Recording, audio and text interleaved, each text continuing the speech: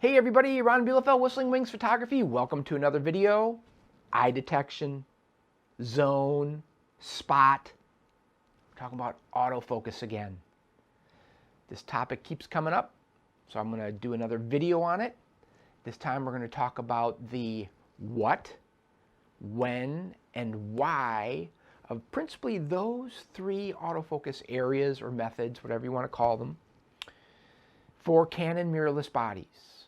R5, R3, R7, R6 II, R10, R8, a lot of them out there now. Not so much the R and the RP. Those were the initial offerings by Canon in the mirrorless realm, but we're going to move on past those now into the more up-to-date cameras with these more up-to-date autofocus systems. I get a lot of people still asking about, what autofocus system do you use when, what method, what area, whatever you want to call it, for when I shoot, principally my birds in flight. So that's what we're going to cover in this video. So if you're interested in learning more, stay tuned.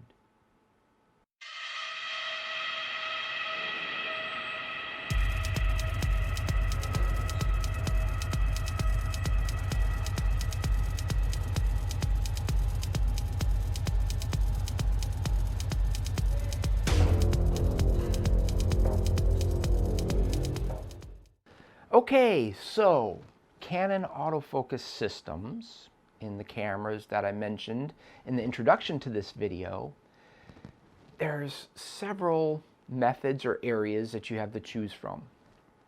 Spot, center point with surround points, center point with more surround points. You got zones, flexible zones in the R3 and the R7 and the R6 II, not flexible zones, but 3 zones to choose from in the R5. Eye detection.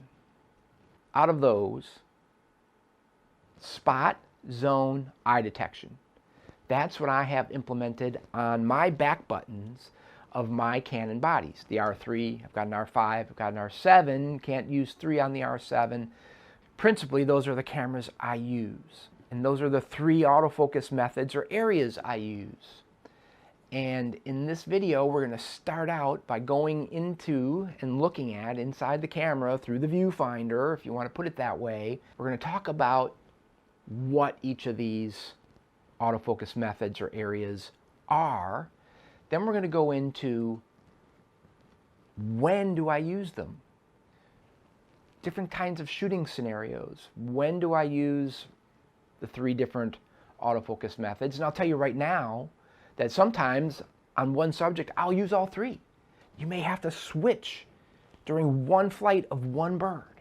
And that's why the 3 back buttons, having them available to you basically instantly, is so important. And lastly, we'll talk about the why. Why do I principally use spot, zone, and eye detection, and why I have them set up on 3 back buttons. So let's go inside the camera right now and we'll take a look at what I mean by spot, what I mean by zone, and what I mean by eye detection. Because you think, well, what do you mean? What do you mean by them? Well, different people have different definitions or setups for these different autofocus methods, and I want you to understand and know exactly what I mean when I say spot, zone, and eye detection. So let's go inside the camera. Okay, here we are inside of my R3, and we're going to talk about the what. And the what is spot autofocus, what is eye detection autofocus, what is zone autofocus. To me, how do I have those set up and how do they function for me? So we're going to start out with spot, which I have set up on the far right back button on my Canon R3, which is the autofocus point select button. And let's go into the menu, and we're going to turn off tracking, and we're going to disable eye detection. This is my basic setup. This is how I generally have my primary autofocus menu, the main menu, set up, because this is going to give me what I want from my different autofocus methods or areas, the 3 principal ones we're talking about here that I use the most, by far the most. And you'll see why. Let's press the far right button, and you'll see it goes to spot. And you can see it's focusing on the background there, and it's just a center spot, that blue square, very small, and it doesn't move off the center. It's not trying to track anything. That's because I have tracking turned off. I've got eye detection turned off. It's not going to do anything. The only place it's going to focus is in that little spot. That's spot autofocus to me. Now, what would happen if we turned tracking on? And come on, there we go. And we go back over here. Now watch what happens. I hit that, but now all of a sudden it changes. I hit spot, but it goes to something else, and then it starts looking for a bunch of stuff. It looks to track a subject throughout the entire frame. That's not what I want from spot. I want spot to be spot. This now changes to tracking, and it brings in a bunch of the whole frame and a bunch of other stuff that may compete with what I'm trying to focus on if it loses track of the subject. So what you get when you have spot and you turn on tracking is what you get is the spot as your initial point of focus for the autofocus system, and then if it finds what it thinks is a subject, it goes to tracking and tracks throughout the entire frame. Again, that's not what I want from spot. So we'll go back over here and turn tracking off, and go back. There's my spot. That's what I want. Just in the center of the frame, the smallest little autofocus area you can get. Let's move to the next one now, which will be zone. I have zone set up on my autofocus on button on the back of my R3, and you can see the brackets in the frame there. And when I hit this, you'll see that it's trying to focus on that background again over there, but all those squares are staying within the zone, right? That's what I want from zone. I want the autofocus area to just be looking within the zone. Again, what happens if I go over here and I turn autofocus on, subject tracking on, sorry. Now I can do that. I have a button set up for that on the camera, but I'm just going into the autofocus main menu to show you what I'm doing here. Now watch what happens when I press that same button. It does the same thing that happened when I turned tracking on, subject tracking on with the spot. It uses the brackets, the zone, only as the initial place that it looks to focus, and then once it grabs what it thinks is the subject, it switches to tracking. That's not what I want from my zone setup. I don't want it to track. It will track your subject, but only within the zone. That's what I want from my zone. Now let's go to the next one. The next one is my center button, the asterisk button on the back of my R3, and when I hit that, I get the tracking, right? I get the entire frame, and I get the blue square tracking around what it thinks in the frame is the subject. That is eye detection tracking set up through the custom buttons setup, not by going in here and setting up subject tracking and eye detection. You can go, there's an icon in the menu. We can go there really quickly. This is how I have it set up. Custom buttons. You go down, you see my asterisk button. It goes right to this icon with the eye autofocus. It's a direct connection to eye detection autofocus, meaning you do not have to set up subject tracking and eye detection in the main autofocus menu. So that is right there what part of this video. What eye detection means to me, what zone means to me, and what spot means to me. Spot is spot, zone is zone, and eye detection is eye detection. Each one of those set up on a separate back button on my Canon R5, on my Canon R3. They're all set up the same way. Now, let's go into the when part of this video. When do I use these different autofocus methods or areas? Let's talk about spot, this one right here. Spot I use can be pretty obvious, right? When the target is amongst a bunch of branches, a small bird, maybe a warbler or something like that, and I'm not going to depend on eye detect to find the eye of that bird. Relatively small eye, lots of stuff on the same focal plane as the bird, competing with the autofocus's attention. A lot of the leaves or maybe spectral highlights from drops of water may look like an eye. I need quick autofocus. I want to get the bird the first time. I go to Spot like that, Spot. Once I have Spot, maybe then I'll go to try to do eye detection. Maybe because by going to Spot, you're basically telling the bird, there's my subject. Once it focuses on it, then you go to eye detection, let's say, and maybe it's going to grab the bird's eye. Maybe not. How about zone? Well, if you make the zone small enough, it might work. But again, if I'm not sure and there's a lot of competing stuff, this is the when I use Spot. I use Spot in those scenarios. Okay, when do I use zone? Zone I use when I have a flying bird against dirty backgrounds that may compete with my bird. Let's say a barred owl against a cypress tree background or something like that. The reason why I use zone there is because, first of all, it's a flying bird, so it's a lot harder to keep something like Spot autofocus. See that little spot in the center of the frame? Keep that on a flying bird. Used to do that all the time in digital SLRs, but now we have a zone that not only, if you have it set to a pure zone, like I said, no tracking, no eye detection, the algorithm is different. It looks for wing flaps, it looks for movement, and all that kind of stuff.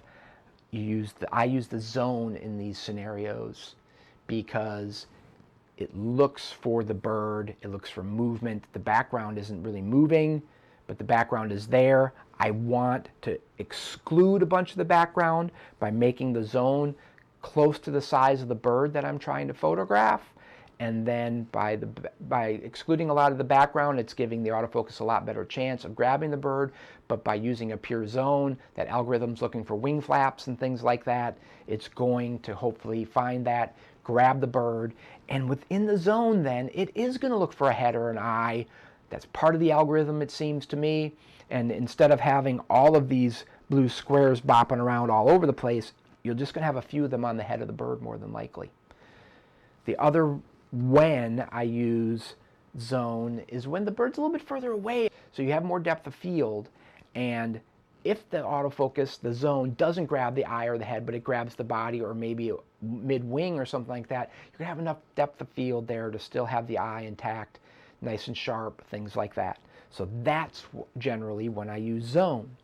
When do I use eye detection, where it uses the whole frame? Well, I use eye detection when getting the birds or animals or subject's eye sharp is absolutely critical. That's when subjects are really, really close, is when I use eye detection the most, because you got very shallow depth of fields and we're using long focal length lenses. The bird being really, really close reduces depth of field even more. Long focal length lenses gives you very shallow depth of field.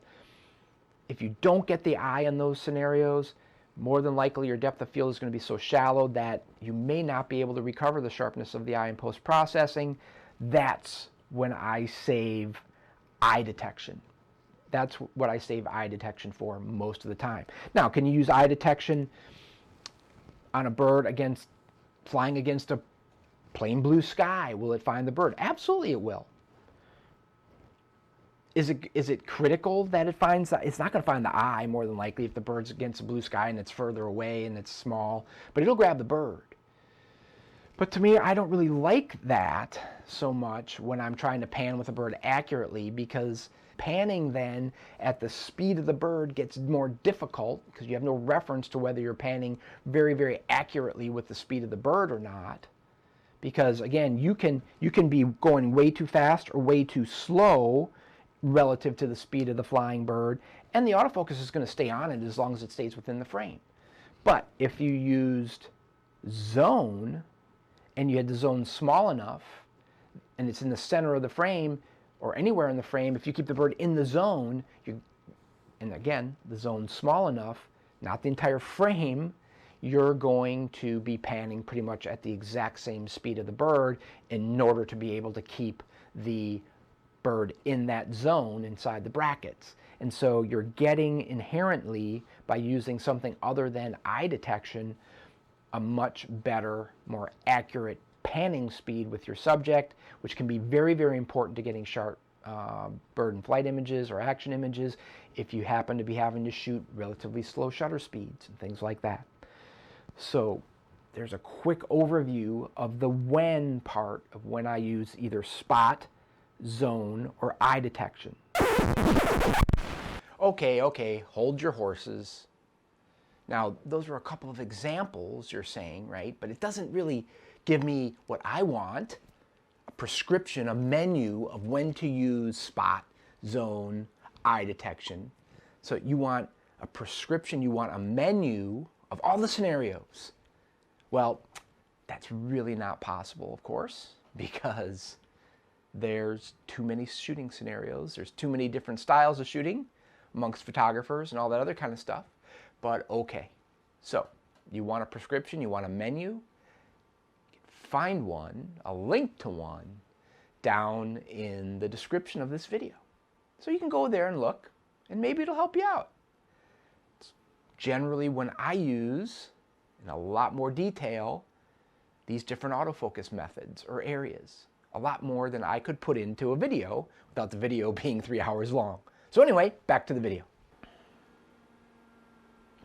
Okay, so we've covered the what and the when. Now let's talk about the why. Now, there's not really a why for each autofocus area or method that we've been talking about. It's more the general premise of why I use those three and then assign them to 3 back buttons. And the main thing is because I've found over time, now been doing it for quite a while with these new systems since the R5 came out, which is years now. Doesn't seem like that long ago, but it is actually years. It's because it allows me to get the shot I'm looking for more often.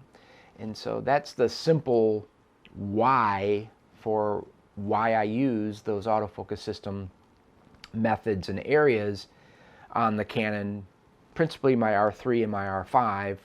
And so it's as simple as that, really. We should all be striving to figure out a camera setup, including the lens, the combo setup, that's going to work best for us most often. It's going to be the most flexible for us so that it allows us to get the shot we're after as often as possible. So, if you have any questions about what I covered in this video, there's the comment section down below. Go ahead and leave them there, or any other comments you'd like to leave. If you have any suggestions on videos you'd like to see me do, that would be great. And of course, the most important thing is if you like my channel, please subscribe if you haven't already. Turn on notifications, that kind of stuff, because it's subscriptions, right, that keep this channel going. It's what keeps me motivated to do more and more videos. So until next time, be safe out there, have great light, get great images. I'll see you soon.